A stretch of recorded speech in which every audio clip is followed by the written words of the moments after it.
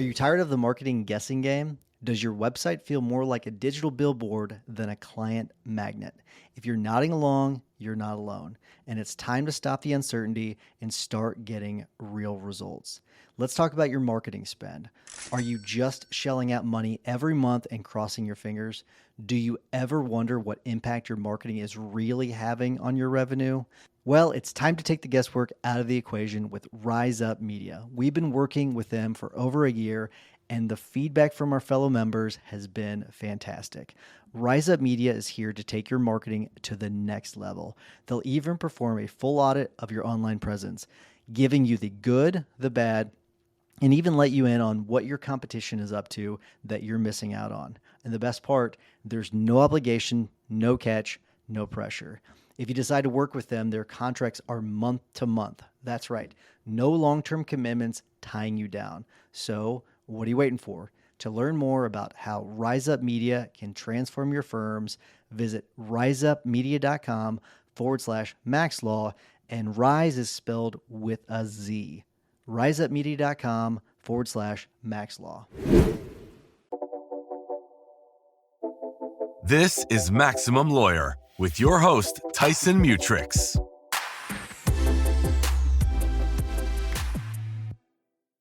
So Kelli, you've mentioned that after working for toxic law firms in the past, being the CEO of your own firm has been life-changing. Can we talk about that? Yeah, definitely. I think just the difference in environment has been really great. I mean, one thing, obviously, having more freedom and also being the one to make more of the decisions and being able to run things the way I want, I guess, but also have more control over the environment has just really been great. All right, I want to zero in on the toxic firms that you worked for. Not, obviously don't mention their names. Yeah. What made them toxic? Because I think identifying that, labeling that will help other firms make better decisions when it comes to their firm. So what made them so toxic? I think one of the biggest things was definitely it was also like we were just expected to do a ton of work, which obviously that's fine. But I think it was very much like, oh, you couldn't be seen leaving before a certain, like don't walk out the door before 7 p.m., even if you have something going on, even if you got there super early, even if you were just there working on Memorial Day for them, it was very much that. And just like a not respecting how much I think everyone was doing and also taking on, because it was a smaller firm the last firm that I was at, and a lot of people kept leaving, not just lawyers, but like other positions. So a lot of us were juggling so many jobs. Sometimes I would go to court, not just to handle my normal court appearances, but I'd also have my car filled with things that I had to go serve the papers, do all this filing and stuff as well. I'd spend hours in court some days and also lugging that stuff around New York City.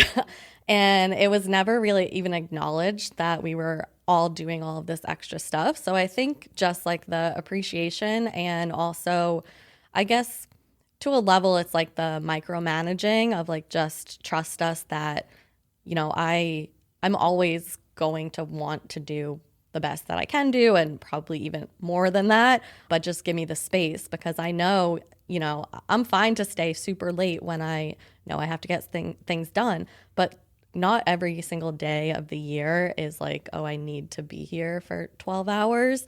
More sometimes I have things to do or whatever. So I think just more understanding of a work-life balance.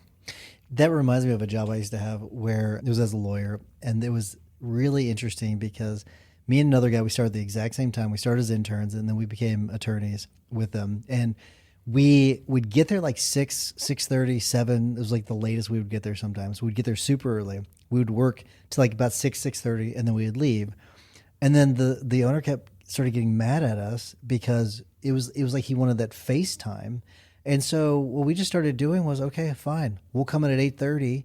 We'll work till 7:30, and you're getting less hours from us. Mm-hmm. So it didn't matter about working hard or not. It was just a matter about that face time. Yeah, exactly. And sometimes, one of the partners like usually both of the partners left pretty early, like, before 5. So that's even worse. But sometimes they wouldn't. So then we'd all just be texting each other like, when are they going to leave? Like it's 7, it's 7:30. Like, because it's like you can't leave before them. Yeah. So, yeah. So they would kind of create this environment where you all were just like, I mean, I'm guessing at that point you probably weren't doing a whole lot of work. You were just waiting to leave. Definitely, for Yeah. sure. We're like, we already finished our work. We're prepped for tomorrow. We're good to go, but just waiting. So what have you implemented in your firm to make sure that you don't become that? Because I think it's interesting. A lot of firms, they'll pick up the bad habit and they'll then apply that to their new firm. How do you prevent that from happening? I think being really mindful of it. And also, I think it's, something you have to learn, because one thing I did like about the firm that I was at is that I oversaw a lot of it. Like I managed a lot of the attorneys and handed out projects and things like that, and managed a lot of tracking things. And I like that because I like having the control. So I think then once I had my own firm, I'm like, okay, like, yes, you can have control of some things, but you can't have control of every single thing. So I think some of it is also just learning, like, okay, you have to learn to be a different way to have, a better result. And for me, I think a big thing of that is learning to let go, because not everyone's going to do everything the exact way you might do it. And it doesn't mean it's wrong. It's just different. What are some other things that you thought maybe did work at the old firm, and then when you tried to apply it, or maybe you changed something, maybe you thought it didn't work at the old firm, you tried to change it and make it work at your firm, and it didn't work? I think probably just some of the operational things.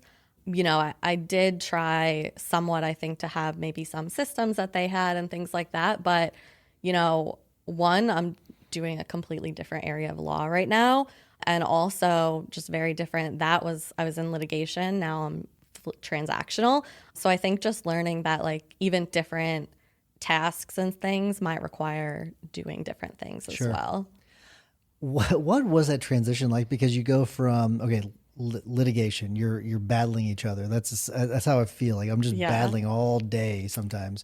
And sometimes, and I didn't realize this until Jim Hacking, he had mentioned it to him before. You may not know who Jim is, but he had said to me, he goes, when he did litigation, he would sometimes leave, because he was asking me about it. He's like, do you sometimes when you go home, you feel more combative because you're battling all day? And I was like, and I never realized that, that's actually what happened sometimes. I would bring that home with me.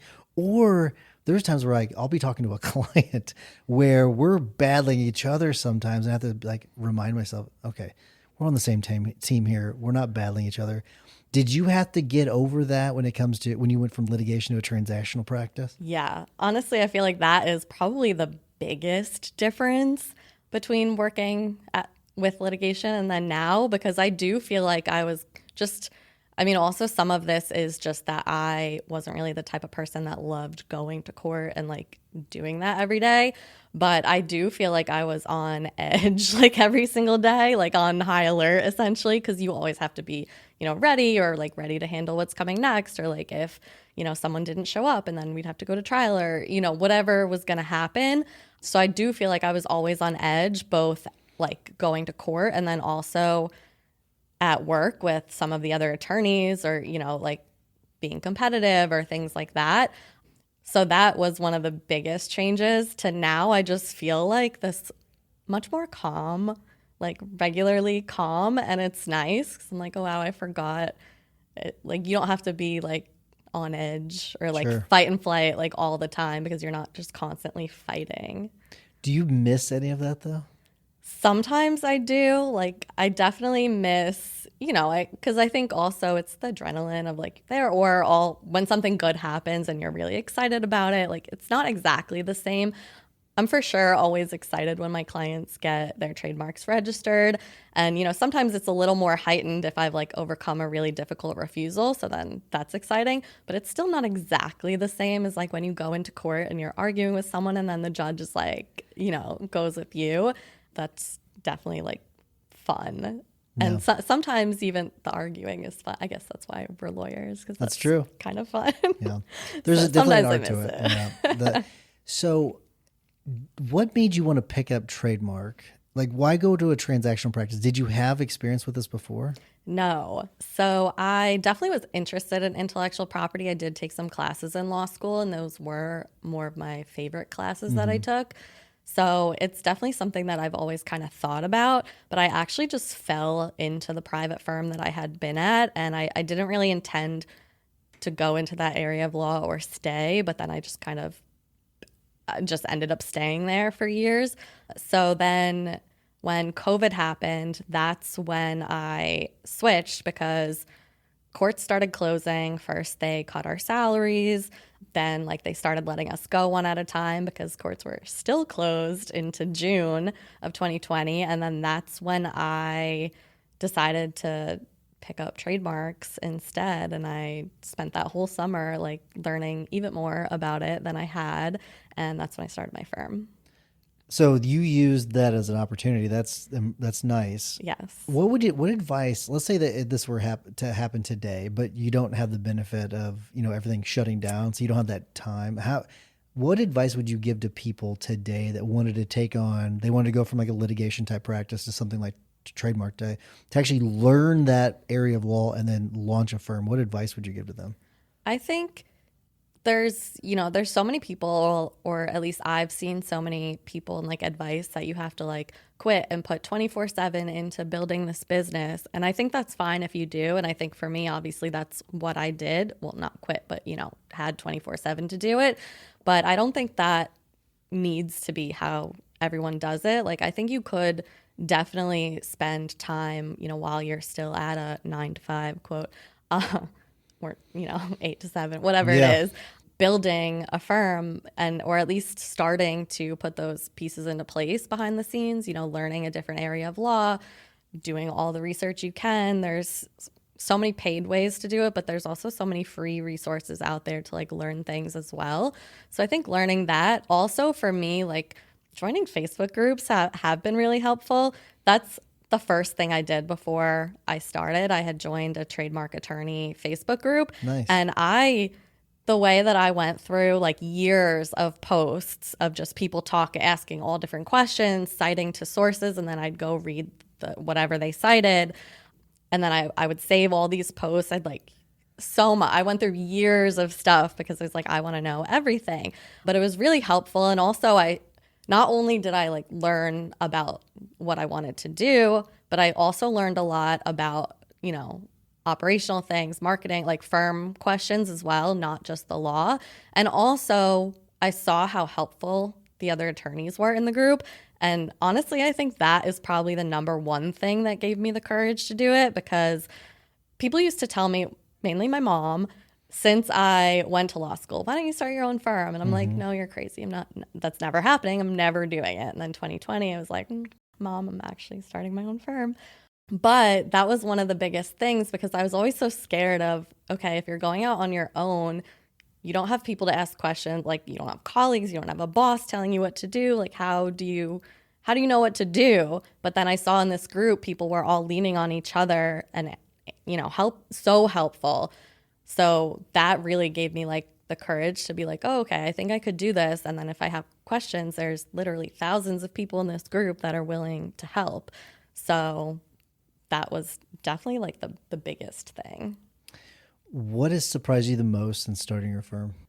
Probably the difference in the attorneys on the transactional side compared to all the attorneys that I had, or not all, but a lot of the attorneys that I had known from litigation. Yeah. Because I do not think that ones that I had gone to court with and, knew for years would be as helpful as the ones that I've met. And also as helpful even knowing that, we're essentially competitors. Why do you think that is? I mean, it can't just be as simple as, we're fighting all day in litigation. So, but it's got to be something else. Like, what do you think that is? I've wondered if, lawyers that like choose a transactional route versus a litigation route are like, have different, traits and things like that. Because obviously litigation, you have to be more, forward facing and, ready to argue. So I do think it's maybe a little bit of that, but I'm not sure. Like maybe it's transactional, or at least to me, transactional seems like it's lower stress. So maybe that plays into it as well. But also I think the environment, because when you're transactional, you're not as day to day seeing the same people in court, even dealing with judges. Like I've had judges scream at me for most of, like, once I got screamed at by a judge because I walked into court with my winter jacket on. I was like, it was snowing. I was cold. I did not know that this was an offense. So I think, when you're just dealing with those kind of things every single day, in Brooklyn, we had like 5 judges that would rotate however often. And we knew if we got one of them, like one of the 5, you'd get screamed at that day. No matter what, she would scream at every single person on the calendar. So I think just being in that environment, I think heightens it. So I think that plays a lot into it. Yeah, anytime you spend enough time in court, a judge is going to yell at you. And I've found that usually it's something that they did wrong, and it's not something you did wrong. It's usually something that's going on with them. Yeah. So I can think of every time that I've been yelled at by a judge, like yelled at, it's because of their mistake and not something I did. And it's like a total ego thing for them. They're embarrassed by what they did, and so they're taking it out on you. So yeah, I can completely, I can relate to that. I'm going to change gears because you wrote that the running of a law firm doesn't have to be done the quote unquote traditional way. And that includes the branding and marketing. So what do you mean by that? I think a lot of the, I guess when you would look at more traditional firms, things do tend to be a certain way. Even if you're like speaking to people that are designing websites or things like that, when they're doing it for law firms, you'll see like a lot of the websites a lot of them do share colors, a lot of them are more like neutral colors or maybe blues, and everything about it is just more like very overly professional. And I didn't really want to do that. Also, I was starting as a solo firm. I was starting at home, like working in my pajamas. It was just like, and also I hated wearing suits to court. So I was very happy to get rid of all of mine in 2020. So I think that was one thing. And also I had already been on social media for a few years so I was a part-time fitness instructor. So I was doing that for years while I was working at a firm. I was like doing boot camp and spin instructor. And I had an Instagram that was for fitness, and I was connecting with tons of different fitness entrepreneurs. I would go to like fitness events and stuff in New York City. So I think also being in that space, it was obviously just a lot more casual. So I kind of wanted to stick with that. So that's why literally I just renamed my Instagram to Lawyer Kelli one day. I was like, actually we're pivoting from fitness to law. But I already had so many fitness entrepreneurs following me. Did that hurt your numbers? No, it actually was so funny because so many of them in the years since we initially met, some of them had continued to stick with fitness. Some went into social media, some went into like different marketing things or, branding or whatever other type of online business. So a lot of them actually ended up becoming my clients or referring me to other people. So that also fitting into that space also led me to be a lot more, I was like, okay, I want to be more approachable to them because I also saw so many of them not doing anything with the legal side of their businesses because they were like, well, I'm afraid of lawyers. Like, lawyers going to yell at me or judge me or whatever. And I'm like, no, that's not true. No. So I wanted to, fit into the niche that I kind of had fallen into. So I want to make sure we splash this on the screen for people that are watching on YouTube, and for people that are listening to this, they can't see it. But your website is really interesting because I wanted to pull this up. When we were looking through potential guests, one of the things that caught my attention was your marketing or your website, really, because it's really cool. Yeah. So people that are watching can actually see it on here, but we'll splash it on the screen. But I do think you're talking about. I don't know what color you'd call that. It's not red and it's not pink. It's somewhere in between. It's pinkish. Pinkish. Yeah. And it's, it's a picture of you, you're just kind of sitting there. And I think it's a really cool website. And instead of bullet points, you use chili peppers, which is really, really cool. I think that's awesome. And so it reminds me of, and I am going to draw a blank on her name, Hogshead, Sally Hogshead. I got it. She wrote the book, and I won't remember the name of the book, but she talked about different is better than better. Mm-hmm. And I think it's such an appropriate thing, because people, it's one of those things, like, they don't hire you because they're like, oh, you're the best. No one knows who the best is, but if you're different, sometimes you're perceived as better just because you are different. Mm-hmm. I think that's really cool.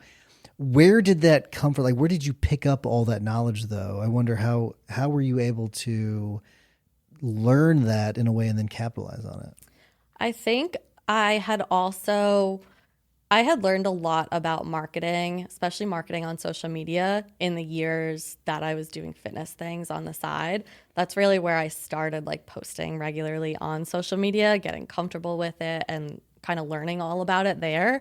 And also I had friends at the time that I met through fitness that were now doing social media marketing or, coaching or whatever. So just from them, being friends, I had followed all of their content. So I think over the years, I had just already learned so much about it.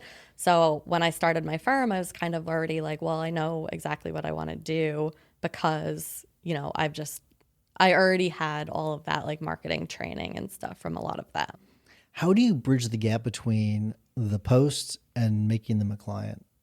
I think really just connecting. I think a lot of times, people will, like, DM me and be like, oh my God, I love this post, or wow, you're so approachable. Like, you make the legal so much more fun, or like less scary, or whatever.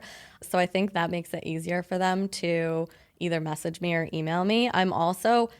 One thing I do see a lot of lawyers saying, like, no DMs or whatever, but a lot of people message me also or replying to my stories about, like, not just legal things, but whatever.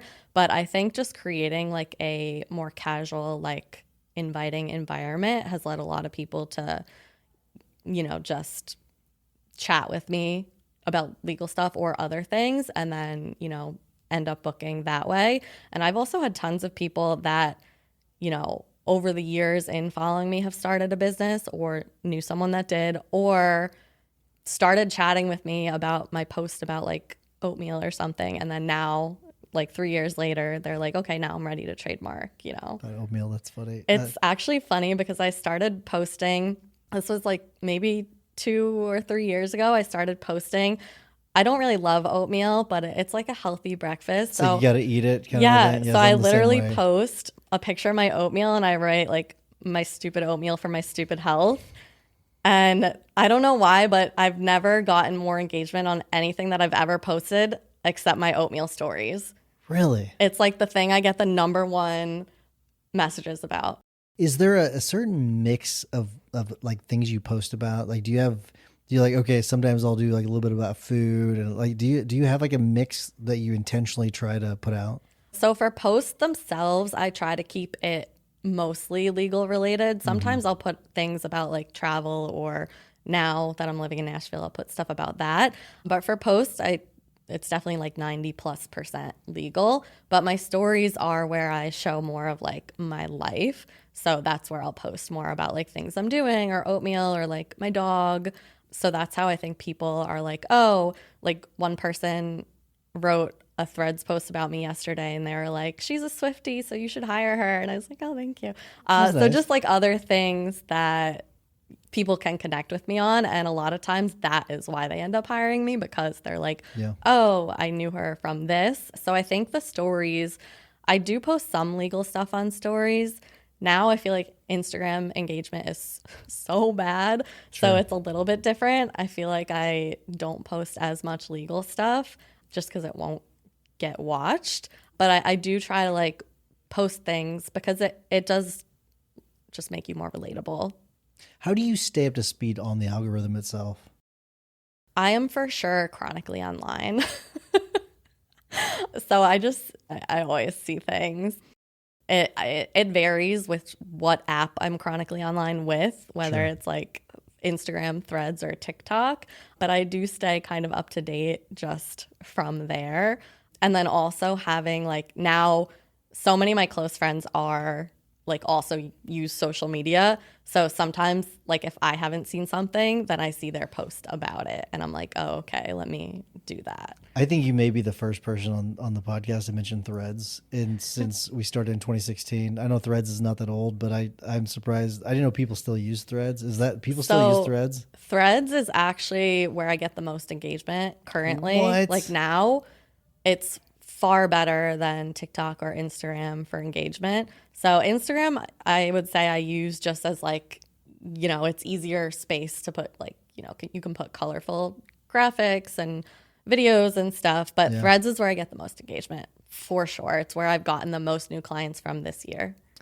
So this is you're gonna show my naivete when it comes to Threads. Like, does it mix with Facebook and Instagram, kind of like Facebook and Instagram do? Because like if you post a video on Instagram, it'll also play on Facebook. Does it do all that with Threads? So Threads, I think it depends on people's settings. Sometimes, like if you're scrolling Instagram, sometimes it will show you things like from people's Threads posts, but not always. So I don't really know how that works. It just like sometimes, but you can go like from my Threads. If someone sees my Threads profile, they can click on the Instagram button and go see my Instagram. So I've seen some people put where they'll post like, get my free such and such from this website. Like it's part of their whole funnel. Like, do you do anything like that? Is it effective? I have that like in my bio. I have like a link, and one of the things in my link is like a free lead magnet.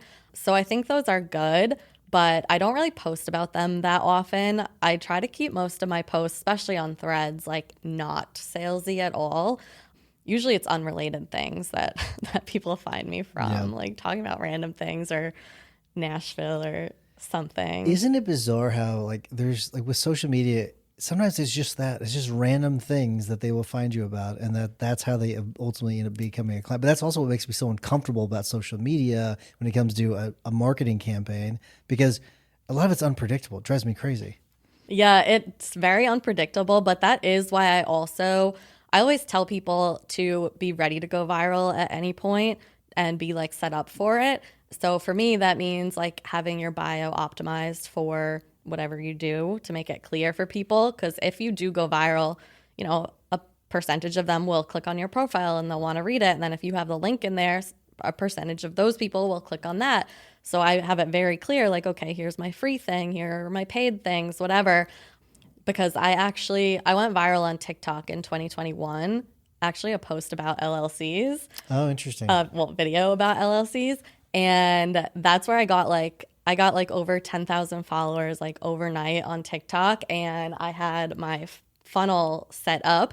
So I got like 600 email subscribers, and like people had booked calls, and like I have contract templates as well. So some of them had signed up or purchased some of those, or they were just in the funnel and then later on purchased those. So I just always tell people to like be ready, because, you know, people will go to your bio and like the links and sign up for things. So have that kind of stuff set up in place in case it happens. It's a good idea. That's a massive influx of communications just overnight. And I wonder, do you have like a team that helps manage all the social? No, I actually that's my favorite part of my business. I'm like, no one's doing that. No one's taking it from me. So how do you do that and then still practice law and get things done? I think you know, I've been posting now on social media for 5 years for my business, and then it was probably like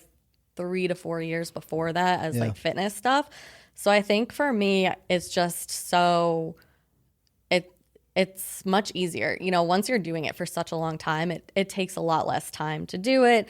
So for me, it doesn't really take that much time. So, and also, you know, a lot of my Instagram posts and carousels and stuff like that, a lot of them are like templates that I'll go in and change. So, you know, it's kind of easier. So it doesn't really take me that much time.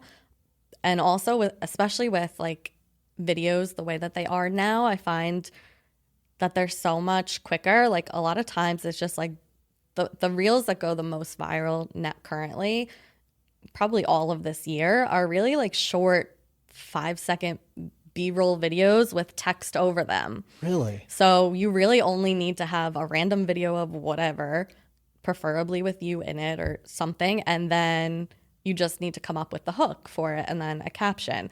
So now that like that is the case, it's even easier to be on Reels, because the Reels that I used to make and that are my favorite to make are where I talk about pop culture trademarks, like, if Kim Kardashian got her trademark denied or Meghan Markle or whatever. But those videos do take a little bit longer. So now it's just even easier to like get Reels out. So give me the formula then. Let's focus on Reels, and then we can kind of go into whatever else. But like, what's the magic formula for Reels? You said you have a template, so Well, I have template for my carousel posts. Okay. Just so that they're all like formatted the same. Let's ignore the carousel for a second. Let's just focus on Reels for a second. Like, what's the formula? Because I'm guessing you're taking what works and try to replicate it, and it doesn't always probably work. But then you probably get more hits than what the average person. So, what is the formula? So now, for the most part, I do try to just like, sometimes I will. I said I'm chronically online, but I don't really scroll Reels too much or Instagram too much. But I will sometimes just go on the Reels tab and scroll just for a little bit to see like what kind of audios are currently trending. And usually I'll just pick one of those and like add like a 5 to 10 second video, depending on whatever the audio is.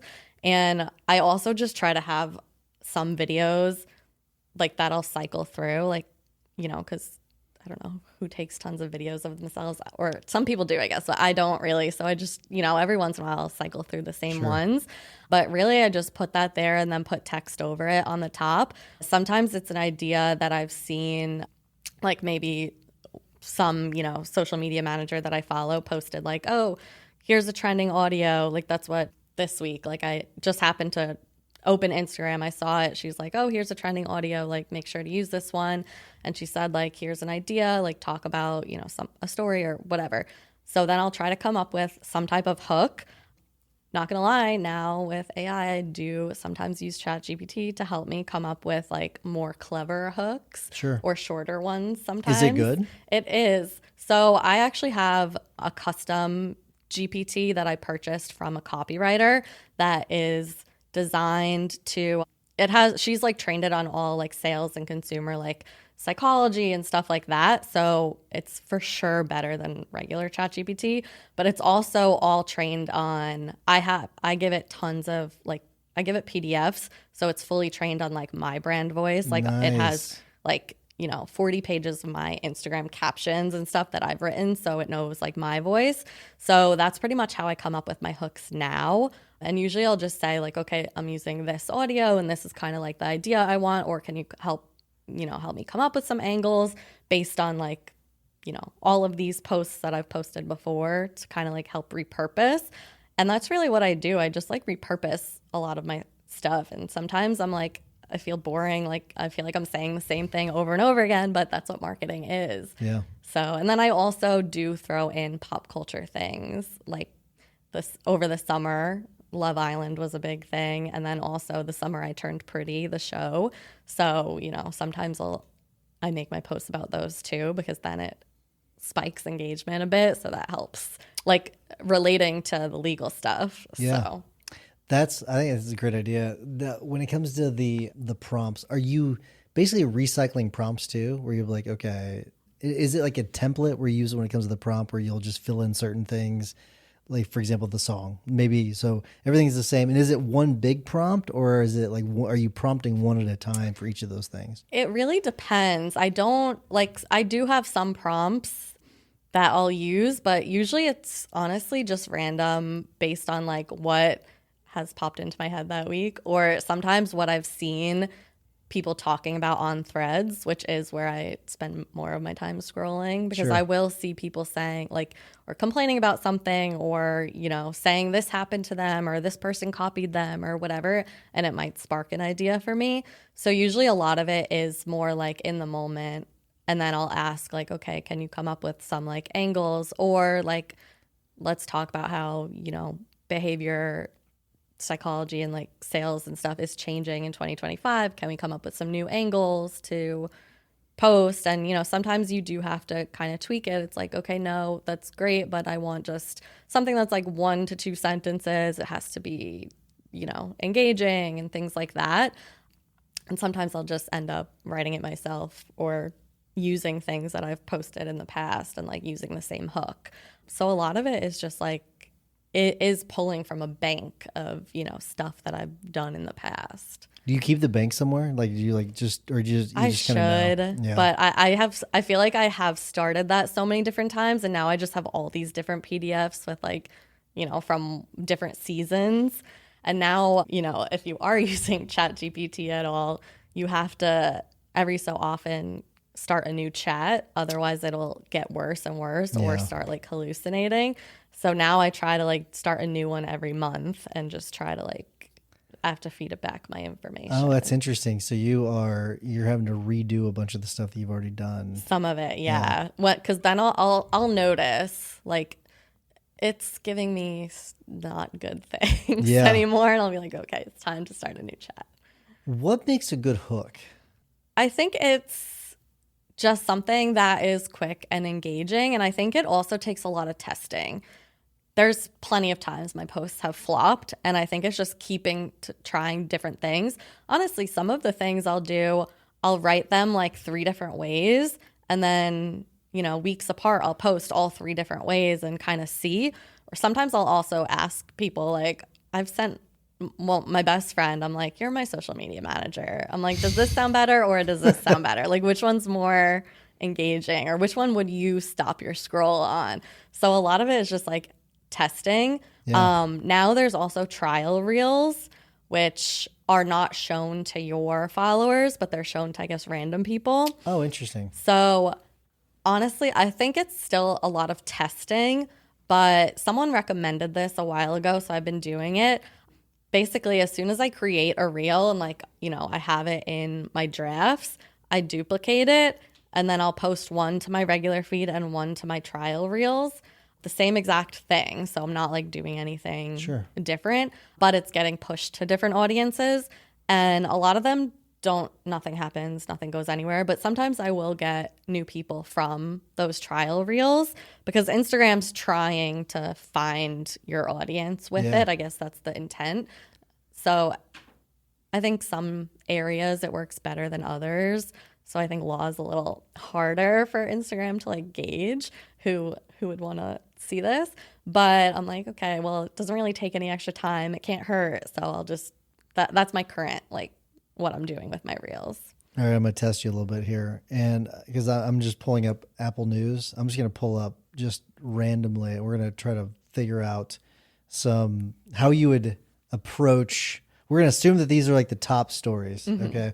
I don't know if I want to do that one. So I'm trying to get something that's not political because what was just showing is not the same thing. That was up there before. But okay, so here's one. I don't know if you can play with this one. One of the articles, it's from the San Francisco Chronicle. Suddenly San Francisco doesn't have enough mansions. I noticed mansions, so it may be fun. Let's say that's like the number one story, right? That's trending, right? Like, how would you play with that? Like, how would you prompt it? Would you go to ChatGPT like right away, or what would you do? I might try to think about it first, but I might take it to ChatGPT and be like, how can I relate this to business owners and trademarks and see if it has anything for me or if it has any ideas. And would you do you try to just do business in general or specifically trademarks?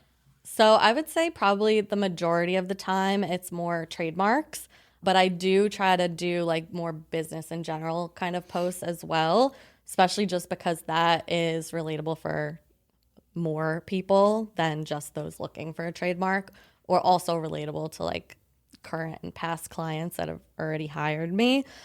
So yeah, I would say it's like more trademarks, but some business as well. Okay, so let's say I'm gonna give you some more fake hypotheticals. So let's say the articles, suddenly San Francisco doesn't have enough mansions, right? So let's say ChatGPT says that's causing less businesses to move to San Francisco because they can't buy a mansion because they don't have enough, right? So maybe how would you play with that? That's the result that it gives you.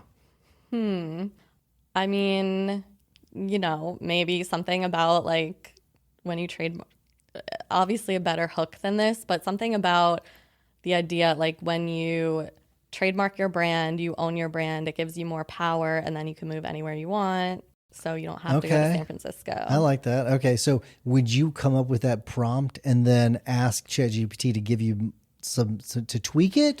Is that how you would do it? Yeah, like sometimes I might ask for like, help me word this a better way, or give me different ways to say this, or even just different tones, because sometimes it'll be like, okay, here's an idea. Now, do you want a bolder version or a funnier version? And sometimes I'll be like, okay, yeah, sure, show me, Sure, yeah. let me see. And then I'll decide, because sometimes like sometimes I'll just give it like a video that I have or something and say like, help me come up with like a funny way to relate this to trademarks. So so sometimes it'll just be like, okay, this one's funny. Do you want more professional? And then you can like kind of switch up your content a bit. Yeah. Okay. So it gives you the hook. It gives you some funny ways of relating it. And then we're doing reels, right? Yeah. So where are you compiling all this? Are you doing it inside of reels, or like where are you putting it all? Where are you putting the text onto it? Give me the mechanics. Oh yeah. So so everything's in, the ChatGPT like log, and then I'm just going right into Instagram and putting it in and, typing it over the video and then putting a caption in. Sometimes I do have a lot of captions in my notes app. So because sometimes for a while Instagram was going through this glitch where like if you left the Instagram screen, like if you closed out of it to go back to another app, it would close. So I got into a habit of like always putting my captions in my notes app first, because I've lost so many. Sure. Now that glitch is like, it's better, but I'm like, I don't want to test that. Is that an intentional glitch because they don't want you to do this stuff in another app and they want you to do it all natively inside of Instagram? I mean, it definitely could have been. Yeah. Who knows? But yeah, so I probably have like 800 captions in my notes app. Holy jeez. I think last year I tried to like go and put them in separate folders based on like trademarks, contracts, business, whatever. So at some point they were somewhat organized. Yeah. But yeah, so I do try to put that there. Also, it helps because then some days I'll be like, I don't know what to post, and I'll go in my notes app and I'll just type like trademarks and all my things will come up and I'll be like, oh, I'll post about that idea. That's a cool idea. So Yeah. yeah. Okay, so you only can choose one social media platform to post on for the rest of your career. Okay. So we are in 2025. Which one are you picking and why? Threads. Really? Oh my gosh, this is crazy. Okay, tell me why. So one thing about Threads is I think one of the reasons why engagement is so good over there is because, if I'm scrolling my feed, I'll see posts from people I follow, but then I'll also see posts, if any of my followers have commented on those posts, it'll bring that person's post there. So my posts aren't just going to people that follow me. Anyone that comments on my posts, it's going to all of their followers also. So that's why I like consistently have the most engagement there. This is wild. Maybe I'm sleeping on Threads. That's really interesting. Are there any tools with like AI that you think could be like other than ChatGPT? Like, are there other tools that you use that are helpful when it comes to any of your social media? I don't really use anything else. Wow. When it comes to socials. That's pretty impressive. Now, is the majority of your marketing dedicated to social, or do you focus on other things? Yeah, I do email marketing, but I'm not nearly as consistent with it as I am with social media. But I do have an email list that I try to email once a month-ish. Yeah. So I do that. I did have my website optimized as best as I could, I guess, for SEO and things like that. I do have a blog, but I definitely. I used to be fairly consistent on it. Honestly, I think this year I might have posted 1 or 2 blog posts. So I do want to get back into that. Podcast is also one. I think this is my 51st podcast. Wow. So, yeah, that's definitely one also. So, all right, that's interesting. Because we're gonna dig into that a little bit. Because I have noticed that there are certain set of people that are really focusing on doing podcasts, and I sort of get it. Like we wanted to have you on, right? I think because I think you're doing some cool things, but from when it comes to coming on this show, like how would this show benefit you, or are you usually going on more consumer facing podcasts? So usually I'm going on podcasts where the audience is business owners, like small business owners that are typically usually not lawyers. That way, more of them are my ideal client. So, yeah, that is probably the majority of my podcast. But I do think also that getting on other podcasts is still beneficial for referrals and just really building relationships and stuff. So, yeah, that's where I think other podcasts can be helpful as well. You'll get a backlink from us too, so that'll be helpful. So we'll definitely be able to send that to your site, and plus it'll also be in the show notes. So there's that as well. So I think that's helpful. So that's interesting. Can you tie directly leads to all your marketing channels? So are you seeing? Let's just focus on podcasting for a little bit. Are you able to tie leads and conversions to podcasting? So not always, because I do have a form when people schedule my trademark consultations, which is like, how do they hear about me? So some of them do say podcasts, especially this year. Actually, I had someone come hire me from, I think it was a podcast that aired in like 2022. Oh, wow. And she had just, ended up listening to it now. But some people will say that, but also I can't tie it exactly because some people from the podcast will follow me on Instagram and then at some point in the future hire me. So I'm like, not sure exactly, but definitely some people come directly from the podcast. All right, so let's test this out. Do you remember your landing page or the that you use for social media? Do you have like a specific URL that you use? Yeah. Okay.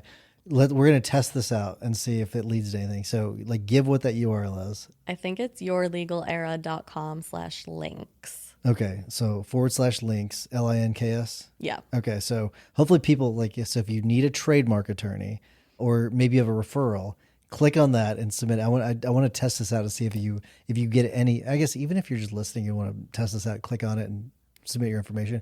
I do want to see, because it would be kind of cool if you could find, sometimes we'll have people come on and they won't, the best ones don't do it in a salesy manner. They'll find a creative way to offer something to our audience, and then what'll happen is they'll get a bunch of leads or whatever. I don't think that's going to happen because this is a bunch of attorneys that are listening about marketing and business stuff. But I do find it interesting the way they do it. So it would be kind of cool if you were able to get some referrals from this based on that. So because we need trademarks. We use, I don't know if you know Joey Vitale, but Yeah. So Joey, we use him for our trademarks, and so there are attorneys that need trademarks. So. Yeah. I have a number of attorney clients, and also actually because of social media, I have a lot of attorneys that follow me for my social media, and I've had calls with tons of them about their own marketing and stuff. Yeah. Well, so how would you, the way, we have not put as much into social media for personal injury as we used to, just because we were not seeing a connection between, we're putting all this effort in. I was spending so much time recording videos and posting and all that, and we just weren't getting the return on it. It just didn't make sense. So and I'm sure that there's we probably just weren't doing it right. I don't know. But what are some ways you would advise a personal injury attorney to do their marketing when it comes to posting? And is there a certain platform that you would focus on? And if you say Threads, there's no way it's Threads, but No. Maybe it's Threads. But what would you focus on? Injury, How would you do it?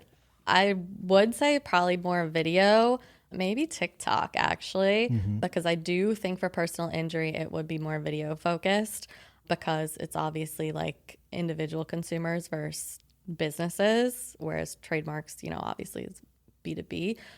And I think just interesting videos where people would, rack up the engagement on.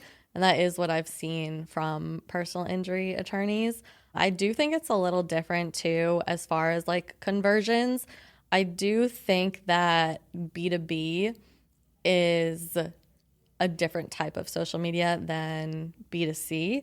So I think all businesses should be on social, because I do think a lot of people use it to vet that way, and like, okay, maybe you want to see that like this person, they're real, and like, or even just search, like when I'm looking for someone to hire or something, like a lot of times I do just use Instagram, TikTok, like as search platforms. So I think everyone should be on it regardless of the amount, but I think like, B2B, I would definitely go heavier on the social media marketing. Have you tested out ever doing your own show for trademarks, or maybe more business focused, for generally business focused, and then mention trademarks, occasionally to target business owners? Have you ever thought about doing that?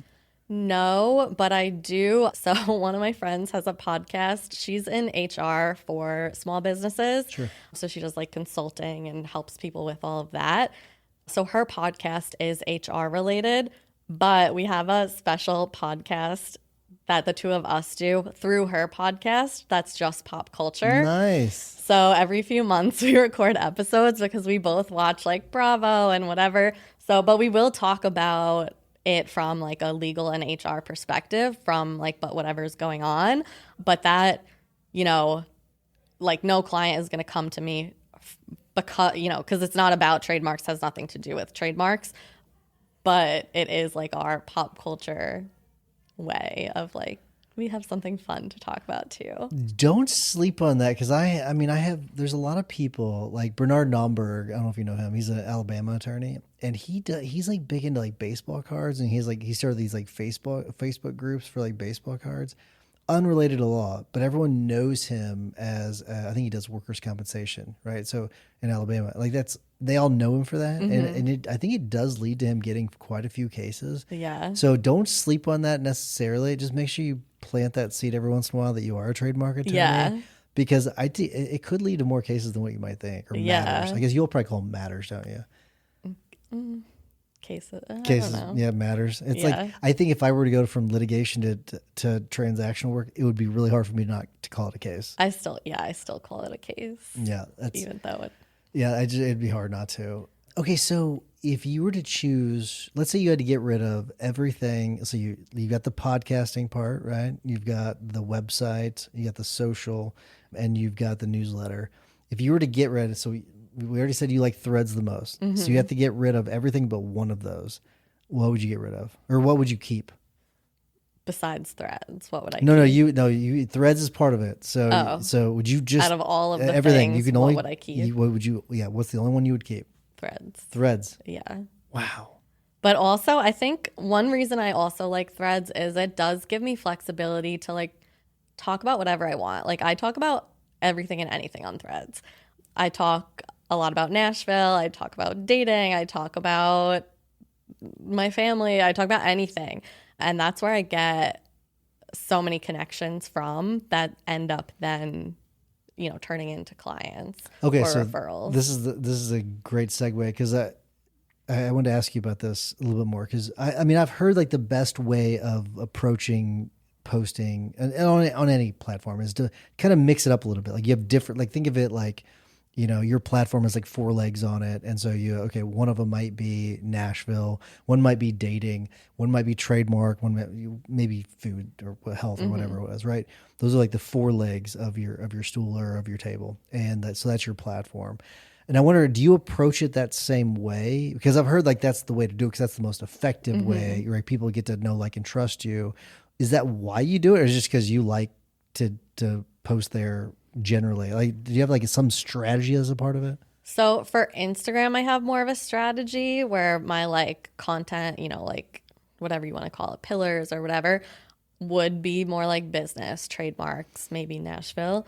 Threads, I don't really have a strategy, honestly. A lot of times I just quite literally post whatever pops into my head, which I think also is why I like Threads so much. It's Sure. just such a more casual platform, and you can connect with people on so many different topics, but that's, how you connect with people. So I would say that's also probably where I talk about trademarks the least, but it's where I grow the most. Like, I would say my Instagram this year has been pretty stagnant. Like, you lose followers, you gain whatever.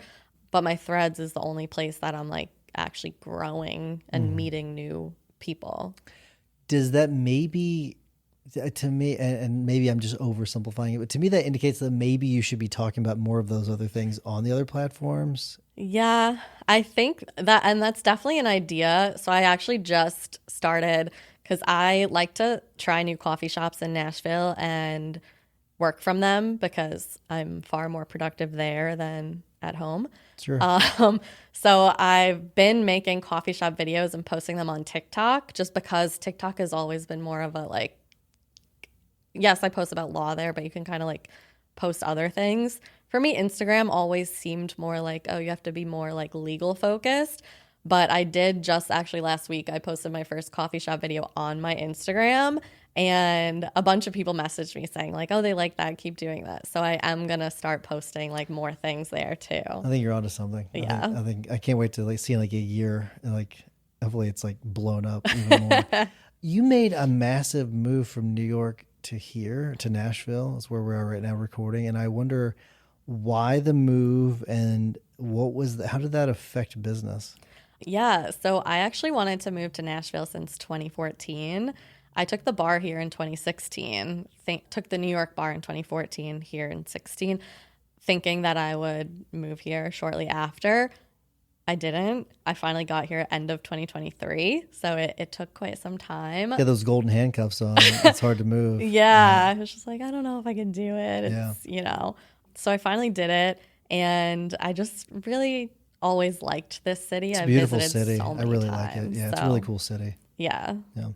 But how'd that affect business, I wonder? Honestly, it didn't really affect it at all because since it is trademarks, everything's virtual. My clients have already always been all over the country since they connect with me mostly through social media. So it didn't really change it at all. If anything, I do think maybe it helped a little bit because when I was in New York, I wasn't in New York City. I was on Long Island.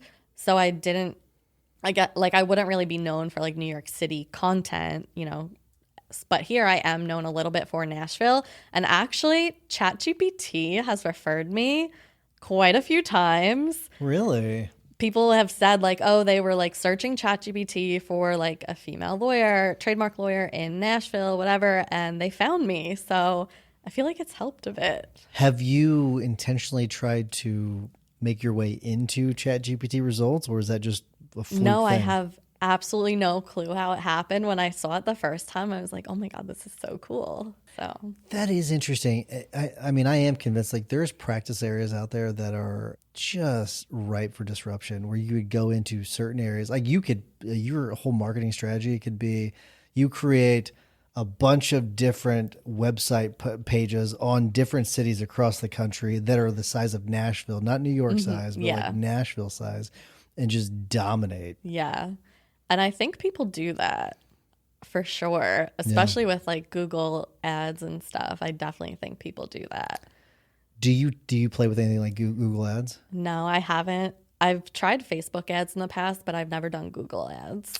Well, did you? I wonder what your success was like when it comes to the Facebook ads. I never really had any success. I did, and any ad person will be like, this is a no, don't do this. But I've actually only ever gotten results boosting posts on Instagram, and not like, that's where I found like my content I've gained new followers who then have sometimes developed into clients. And I haven't done it in a long time because I don't know, I just like kind of forgot about it. But I would only ever boost a post that was already doing really well. And that kind of worked better. But whenever I've done ads, I've worked with like 3 or 4 different ads, like specialist agencies, whatever. But I feel like I've only ever broken even. So You brand yourself pretty boldly in a way, and you'll say things like "Don't f around and find out," right? It's not usually what you hear, not usually not what you see, and I wonder and I have no problem with it. It doesn't, but I have said cuss words on this show and gotten some text messages about it, and it's not. I mean, I don't mean to offend people, and I know you don't either. And I don't, so I have no problem with you posting about it. I think it's cool. I think actually I like the edge. Is there anything that you're afraid to post about though? not really. I don't really shy away from posting things or like, saying the F word or whatever, because my mindset has always been that you're always going to do something to repel some certain people. That's just like how it is. But I do think like being more of yourself and, standing in that is going to also, yes, it's going to repel some people, but it's also going to attract other people even more to you. So I think, for all the things that like the people that have said, oh, you shouldn't say that, or you should be more professional, or, whatever, which I've gotten tons of comments. Yeah. There are so many other people that'll be like, that's the exact reason why I hire you and recommend you.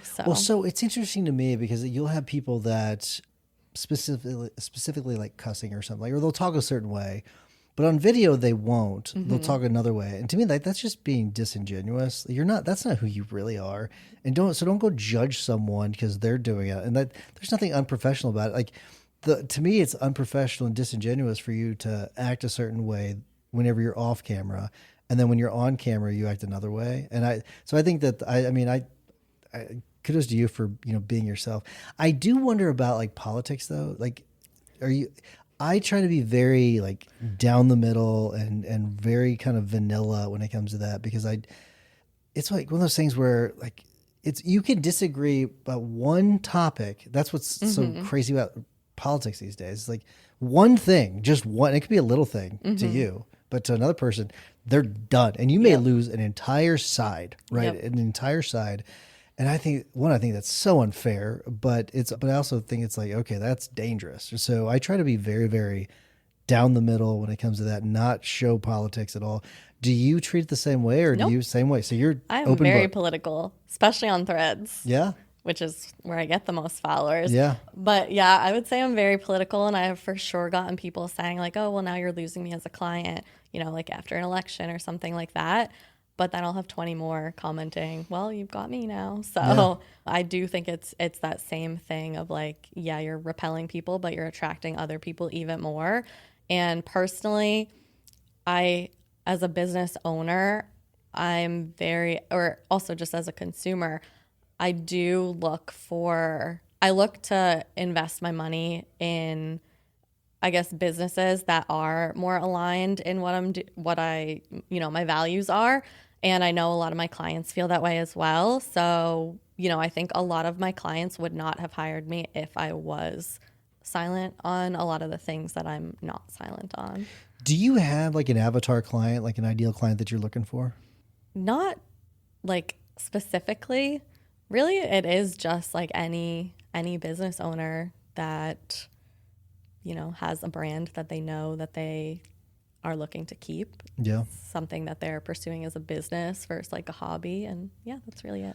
I am very curious if you were to look at all of your entire roster of all clients you've ever had, like if there's like a common theme as like the type of business they are. There's a few.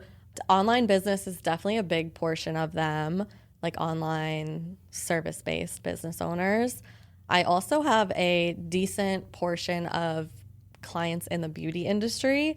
That kind of just happened because one of my good friends who she was doing like social media marketing and like business coaching, she ended up referring me to like a couple of people, and then they were in the beauty industry, and then it kind of just like spread.